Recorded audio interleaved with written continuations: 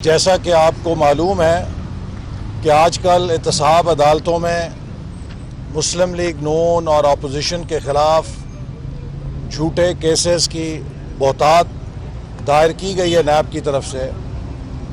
یہ جھوٹے کیسز عدالتوں کا وقت بھی ضائع کر رہے ہیں اور انہیں اپوزیشن کی کردار کشی کے لیے بھی استعمال کیا جا رہا ہے۔ مجھے یہ کہتے ہوئے عجیب سا لگ رہا ہے کہ ہمارے ملک کا ریجیکٹڈ وزیر اعظم سری لنکا جا کے بڑے فخر کے ساتھ ٹویٹ کرتا ہے کہ میں نے یہاں پر سپورٹس کمپلیکس کا افتتاح کیا ہے، لیکن پاکستان میں اور خاص طور پہ صوبہ پنجاب میں ملک کے بہترین سپورٹ سٹی کے منصوبے کا قتل کرتے ہوئے فخر کرتا ہے۔ پاکستان کا وہ پہلا جدید ترین نیشنل سپورٹ سٹی منصوبہ جس میں 14 کھیلوں کی بین الاقوامی معیار کی سہولتیں تھیں، جس سے ہمارے نوجوان کھلاڑی اولمپکس کی تیاری کرتے، مستقبل میں پاکستان اولمپئنز پیدا کرتا۔ وہ منصوبہ جو 90% مکمل تھا، اسے گزشتہ 3 سالوں میں بھوت بنگلہ بنا دیا گیا ہے۔ وہ کرکٹ سٹیڈیم جہاں پاکستان کی کرکٹ ٹیم اور ہمارے مایہ ناز ستارے، جن میں مصباح الحق، حفیظ اور شان آفریدی، اس کے علاوہ رزاق اور دیگر ٹاپ 22 پلیئرز، پاکستان کے سابق کپتان اور موجودہ کرکٹ ٹیم کے کھلاڑی، جنہوں نے اس کرکٹ سٹیڈیم میں نمائشی میچ کھیلا، آج میں آپ کو دعوت دیتا ہوں اس سٹیڈیم کا دورہ کریں۔ وہاں 4-4 فٹ گھاس اگی ہوئی ہے اور اس کو موہنجو داڑو کا کھنڈر بنا دیا گیا ہے۔ کروڑوں روپے کی ایسٹرو ٹرف، کروڑوں روپے کا ایتھلیٹک ٹریک جو دنیا کا بین الاقوامی معیار کا اس سپورٹ سٹی کے لیے امپورٹ کیا گیا تھا، وہ کریٹوں میں پڑا ضائع ہو گیا ہے، اس کی وارنٹی ایکسپائر ہو گئی ہے، اس کا کوئی ذمہ دار نہیں ہے۔ اور ہم یہ بے بنیاد جھوٹے کیسز بھگت رہے ہیں۔ ان ریفرنسوں میں یہ الزام نہیں کہ کوئی مالی بدعنوانی کی ہے۔ 4 کتابیں ہیں ریفرنس کی، ان 4 کتابوں میں ایک سطر یہ نہیں ہے کہ کوئی مالی فائدہ اٹھایا ہے، کوئی رشوت لی ہے، کوئی کک بیک لی ہے، کوئی کمیشن لیا ہے۔ الزام کیا ہے کہ آپ نے اختیارات کا ناجائز استعمال کر کے اسے بنایا ہے۔ اختیارات کس لیے ہوتے ہیں؟ اختیارات پبلک ویلفیئر کے منصوبوں کو بنانے کے لیے ہوتے ہیں۔ جس قسم کا یہ بھونڈا ریفرنس بنا ہے، اس قسم کے بھونڈے ریفرنس تو ہر ترقی کے اس منصوبے پر بنیں گے جسے ہم نے زمین پہ لا کے کھڑا کیا ہے۔ الزام یہ ہے کہ آپ نے منصوبے کو پش کیا ہے۔ مجھے کوئی یہ بتلائے کہ منصوبے پش کیے بغیر کیسے مکمل ہوتے ہیں؟ ہاتھوں پہ ہاتھ رکھ کے منصوبے نہیں بنتے۔ اس حکومت کو اگر منصوبوں کو اس ریڈ ٹیپزم سے پش کر کے زمین پہ کھڑا کرنا نہیں آتا، تو دوسروں کو اگر یہ فن آتا ہے کہ ہم نے 5 سالوں میں 2000 کلومیٹر موٹر ویز بنا دیں، ہم نے 5 سالوں میں 11,000 میگا واٹ توانائی کے منصوبے لگا دیے، ہم نے 5 سالوں میں 29 ارب ڈالر کی سی پیک کی سرمایہ کاری ملک میں کر کے دکھا دی، تو وہ آج ہمارا گناہ ہے۔ ہمارا گناہ یہ ہے کہ ہم نے پاکستان کی ترقی کو نیوٹرل گیئر سے نکال کے ٹاپ گیئر میں کیوں ڈالا؟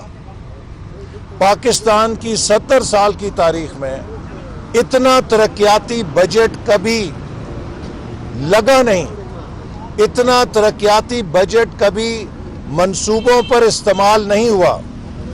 آج ملک کا ہر شہری ہماری حکومت کی ترقی کے ثمر کھا رہا ہے۔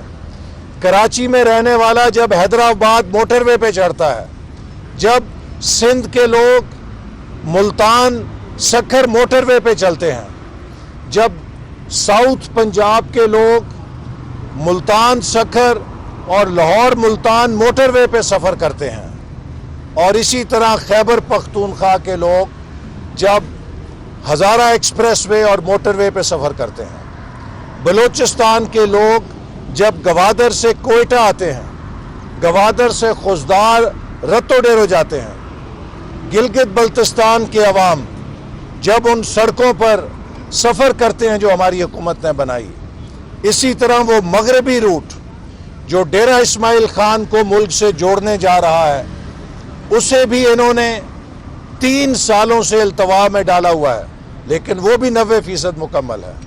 اس سے بھی ساؤتھ خیبر پختونخوا میں ایک انقلاب آئے گا جنوبی خیبر پختونخوا کے ضلع میں۔ تو یہ وہ پھل ہے ہماری ترقی کا جسے پاکستان کے عوام روزانہ دیکھتے ہیں۔ ڈیرہ غازی خان سے جو بلوچستان جاتے ہیں، جب وہ سٹیل برج سے گزرتے ہیں تو وہ مسلم لیگ نون کو ضرور یاد کرتے ہیں۔ جب ایک مزدور، ایک کسان بجلی سے اپنا روزگار کماتا ہے، ایک بزنس مین، ایک تاجر بجلی سے کاروبار کرتا ہے، وہ مسلم لیگ نون کو یاد کرتا ہے۔ لیکن یہ اناڑی، یہ جاہل، یہ نالائق، یہ ناکام جنہوں نے 3 سال میں دوبارہ ملک کو لوڈ شیڈنگ میں ڈال دیا ہے، جن سے کوئی کام نہیں ہو رہا، یہ اسلام آباد ایئرپورٹ اور سٹی کا میٹرو بس کا منصوبہ 90% مکمل چھوڑ کر گئے ہیں۔ ہم 3 سال ہو گئے ہیں، مکمل نہیں ہو سکا۔ کراچی گرین لائن کا منصوبہ 90% مکمل چھوڑ گئے، آج تک ان نالائقوں سے مکمل نہیں ہو سکا۔ تو اپنی ناکامی کا حسد کرتے ہوئے جو لوگوں نے کامیاب منصوبے لگائے ہیں، انہیں جھوٹے مقدموں میں پھنسا کے ان کی کردار کشی کی جا رہی ہے۔ ہم اس سے ڈرنے والے نہیں ہیں۔ آج آخر میں یہ ضرور کہوں گا، اس نالائق نااہل حکومت سے پاکستانی ریاست کا ڈھانچہ کھوکھلا ہو رہا ہے۔ ہماری معیشت تباہ ہو چکی ہے، ہماری سیاست بدترین پولرائزیشن میں جا کر دھکیل کر اسے برباد کیا جا رہا ہے، نفرتوں کی فصیلیں کھڑی کی جا رہی ہیں، ہماری معاشرت تباہ کی جا رہی ہے، غربت سے، بے روزگاری سے، ناہمواری سے۔ چند من پسند بڑے بڑے کاروبار اپنی تجوریاں بھر رہے ہیں، لیکن مزدور، کسان، محنت کش، غریب آدمی غربت کے جہنم میں دھکیلا جا رہا ہے۔ اور ہماری سفارت اس حد تک تباہ ہو گئی ہے کہ ہمیں نہیں پتا کہ ہم چین کے ہیں یا ہم امریکہ کے ہیں۔ نہ ہم چین جوگے رہے، نہ ہم امریکہ جوگے رہے۔ آج پتا چلا ہے کہ امریکہ نے وہ ہیلی کاپٹرز جو ترکی سے پاکستان کو ملنے تھے انہیں بلاک کر دیا ہے۔ کل خبر پڑی تھی کہ برطانیہ کے اندر پاکستان کے اکاؤنٹس براڈ شیٹ کے لیے دوبارہ فریز کر دیے گئے ہیں۔ یہ پاکستان ہے یا کوئی افریقہ کا تھرڈ ورلڈ کا 3rd درجے کا ملک؟ یہ 7ویں ایٹمی طاقت ہے جس کو دنیا کے سامنے ایک تماشا بنا دیا گیا ہے۔ بھارت ہمارے سامنے سے کشمیر اچک کر لے گیا۔ ہمارے یہ نالائق نااہل حکمران تماشا دیکھ رہے ہیں، چوڑیاں پہن کر بیٹھے ہیں۔ وزیر اعظم نے دنیا میں سوائے ایک تقریر کرنے کے جو ان کو آتا ہے، اس وزیر اعظم کو صرف 2 کام آتے ہیں۔ دنیا کا کوئی مسئلہ ہو، اس سے تقریر کرا لیں یا پھر چندہ اکٹھا کر لیں۔ اور اگر اس سے آگے قدم کرنا ہے تو پھر ترجمانوں کا اجلاس بلا لینا ہے. کشمیر چلا گیا، ترجمانوں کا اجلاس. مہنگائی ہو گئی، ترجمانوں کا اجلاس. بے روزگاری ہو گئی، ترجمانوں کا اجلاس. ملک کے اندر لا قانونیت ہو گئی، ترجمانوں کا اجلاس. ملک میں بجلی کا بحران ہو گیا، ترجمانوں کا اجلاس. یہ ترجمانوں کی حکومت سوشل میڈیا کے ٹرینڈ بنانے پر زندہ ہے. ان کو نہیں پتا کہ عام آدمی کی زندگی میں کتنی تباہی آ چکی ہے. اسی لیے 26 مارچ کو پورے ملک سے اس حکومت سے نجات کے لیے قافلے روانہ ہوں گے. 26 مارچ کا لانگ مارچ آئین کی بالادستی کا لانگ مارچ ہے، لوگوں کے ووٹ کی بالادستی کا لانگ مارچ ہے، پاکستان کے عوام کے حقوق کا لانگ مارچ ہے، اور پاکستان کے عوام کو اس مہنگائی، بے روزگاری اور لا قانونیت سے نجات دلانے کا لانگ مارچ ہے. اور اس میں پوری پی ڈی ایم ہی شرکت نہیں کرے گی. پاکستان کا ہر وہ نوجوان جو پاکستان کے مستقبل سے پیار کرتا ہے شرکت کرے گا. ہر وکیل شریک ہوگا، ہر مزدور شرکت کرے گا، ہر کسان شرکت کرے گا، ہر شہری شرکت کرے گا، خواتین شرکت کریں گی، اور انشاءاللہ یہ کامیاب ہوگا. ڈاکٹر صاحب یہ بتائیں کہ کل حکومت کی جانب سے جو مولانا غفور حیدری کے ساتھ مذاکرات ڈپٹی چیئرمین سینٹ کی جو پیشکش کی گئی تھی، کیا سمجھتے ہیں کہ ڈیوائڈ کرنے کی؟ دیکھیے، کل کا دن بڑا اہم دن تھا. عمران نیازی کی منافقت، عمران نیازی کا دوغلا پن اور عمران نیازی کے جھوٹ کو اگر اب بھی کوئی انصافین اس پہ اعتماد رکھتا ہے کہ یہ لیڈر ہے تو پھر اس کو اپنے عقل کا معائنہ کرانا چاہیے. عمران نیازی نے کل ہر اس انصافین کے منہ پہ تھپڑ مارا ہے جو نیا پاکستان کا خواب لے کے عمران خان کے پیچھے لگا تھا. پہلی مثال، 70 کروڑ روپے میں بلوچستان تحریک انصاف نے کہا کہ سینٹ کا ٹکٹ بیچا گیا ہے. 70 کروڑ میں اس ٹکٹ کے بیچنے کا عمران نیازی صاحب نے ڈرامہ کیا. اچھا، میں ابھی ٹکٹ واپس لیتا ہوں، اور ہم نے عبدالقادر سے ٹکٹ واپس لے لیا ہے. اور پھر کیا ہوا جب پتا چلا اس سے تو ہم نے پیسے پکڑے ہوئے ہیں، اس نے کہا میرے 70 کروڑ واپس کرو.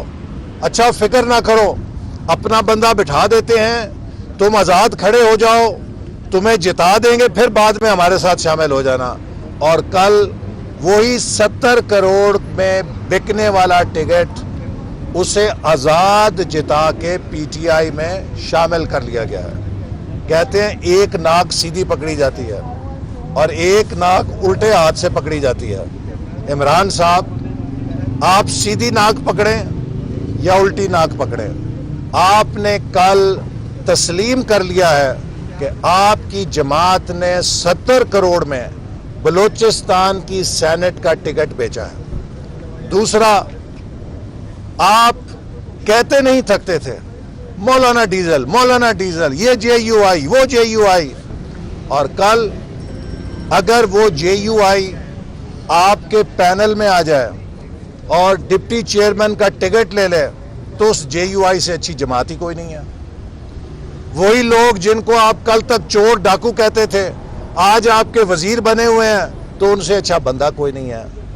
تو اس سے بڑی منافقت کا کیا ثبوت ہو سکتا ہے؟ میری ان تمام پاکستانیوں سے، نوجوانوں سے اپیل ہے کہ جو عمران خان کی چکنی چپٹی باتیں سن کے، اس کی تقریریں سن کے ان کے بہکاوے میں آ گئے تھے، یہ عمران خان ایک دھوکہ ہے. عمران خان ایک کون مین ہے. اس کے پاس سوائے تقریر کرنے کے، جھوٹ بولنے کے اور چندہ اکٹھا کرنے کے کوئی چوتھا ہنر نہیں ہے.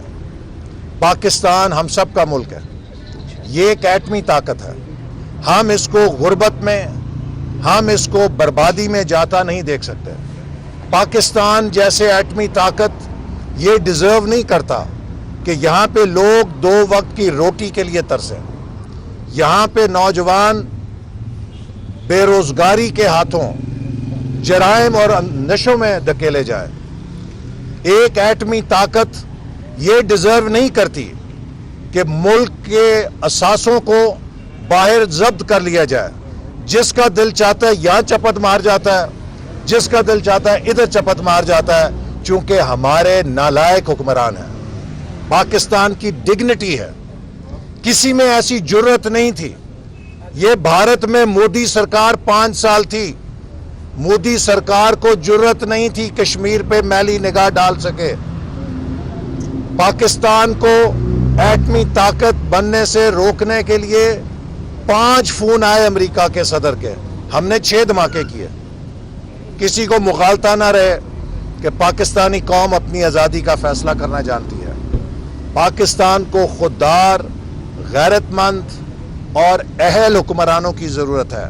हमने अगर अपनी मईशत नहीं बचाई तो ये मिसाइल जिनके हम रोज़ाना तजुर्बे करते हैं, ये मिसाइल हमारे गले के फंदे बन जाएंगे। हम इन मिसाइलों को नहीं बचा सकेंगे। अगर हमारी मईशत इसी तरह तबाह होती रही, हमारा एटमी प्रोग्राम पर भी समझौता हो जाएगा, जैसा कि कश्मीर हाथों से निकल गया है। ये वक्त है पाकिस्तानी कौम के जागने का। इस हुकूमत को जो पाकिस्तान की सलामती को डुबो रही है, घर भेजने का हर पाकिस्तानी का फर्ज है कि वो 26 मार्च को शुरू होने वाली लॉन्ग मार्च में शिरकत करे और इस हुकूमत से पाकिस्तान के लिए निजात हासिल करें।